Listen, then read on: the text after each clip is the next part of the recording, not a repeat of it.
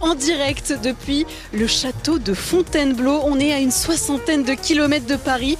C'est un joyau de notre région. Vous le voyez déjà sur nos images. 2 heures pour le découvrir, pour le redécouvrir. Ensemble, 800 ans d'histoire, 1500 pièces quand même, plus de 160 hectares.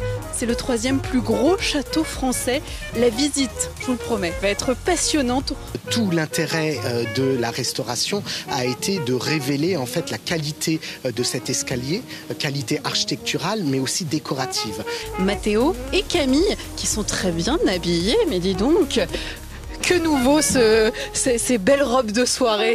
Bonsoir, on est venu ici avec ma copine pour... Vous costume, pas robe du coup. Ouais, faire de belles photos.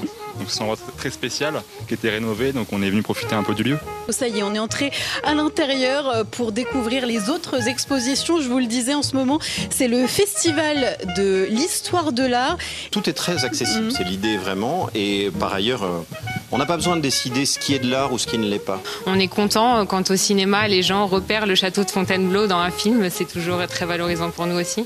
Les reporters BFM Paris Île-de-France vont tester pour vous les différentes activités au sein du château de Fontainebleau. Ce qui frappait bien, c'est ce poumon vert que représente ce jardin tout autour de ce château. Et vous en parliez, les différences de style dans les bâtiments. Ici, on observe vraiment bien les différences entre les différentes architectures. Il est malheureusement temps de se dire au revoir, au château de Fontainebleau, à cette majestueuse salle de bal et son histoire passionnante.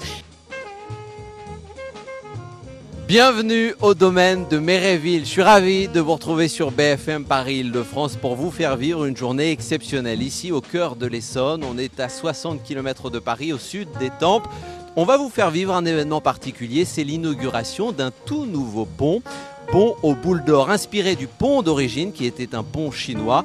Aujourd'hui, c'est l'artiste Jean-Michel Ottoniel qui nous montre et nous présente sa création. À l'origine, c'était d'inspiration chinoise, c'était un cintrage, c'était des croisillons. Vous en avez fait ce magnifique pont. Quel a été le travail intérieur avant de sortir ça de terre ?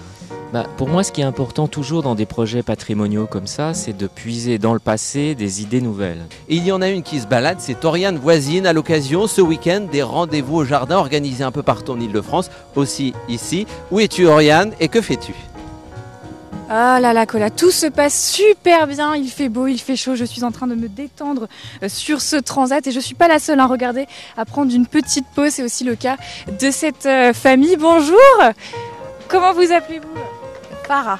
Alors Farah, c'est la pause restauration en fait là, c'est ça ? Qu'est-ce que vous avez fait pour le moment ? Écoutez, on a assisté à la cérémonie d'inauguration du pont et puis on profite de ce domaine pour se balader.